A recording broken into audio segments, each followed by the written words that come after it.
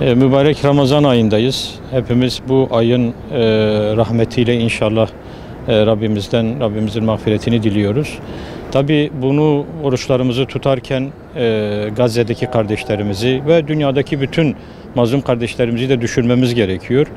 Bu açıdan özellikle dünya müstekbirlerinin özellikle küresel anlamda şirketler üzerine kurduğu bu tahakkümü bizim de elimizden geldiğince bozmamız gerekiyor. O açıdan Ramazan ayında daha fazla bu konuya dikkat etmemiz gerekiyor ve boykot mallarını özellikle bilinçli bir şekilde daha ciddi, daha hassas, belki de oruçlu olmamızın bir sebebi, belki de bir bunun katkısı olarak da daha fazla düşünmemiz gerekiyor.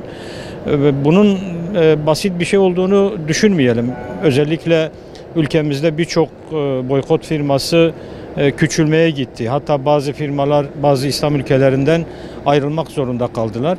Bu tabii bizi sevindiriyor ve bütün bu İsrail ve yandaşlarını üzüyor. Biz onları üzmeye devam edeceğiz Allah'ın izniyle ve bizim yapacağımız boykotlarla kardeşlerimize en azından yapabileceğimiz katkılarımızı devam edeceğiz. İsrail zulmü malumunuz Gazze'li kardeşlerimize büyük bir yıkım verdi.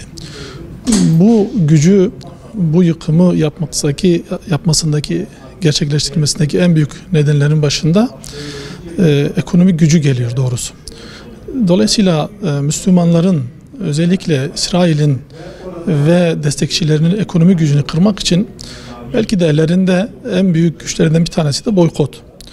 Boykot sayesinde özellikle İsrail'e desteği kırmış olurlar ve ellerindeki en büyük silahı da kullanmış olurlar bu vesileyle.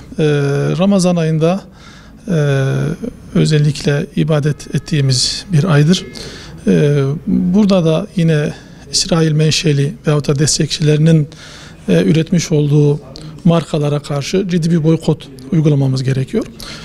Boykot fayda da veriyor.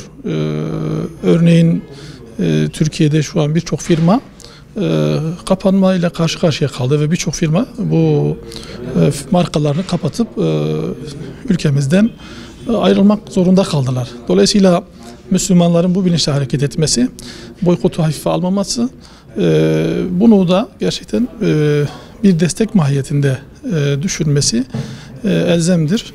Ramazan ayı içerisinde boykot ürünlerimizin sofralarımıza girmemesini öneriyoruz ve biz de tavsiye ediyoruz şiddetle.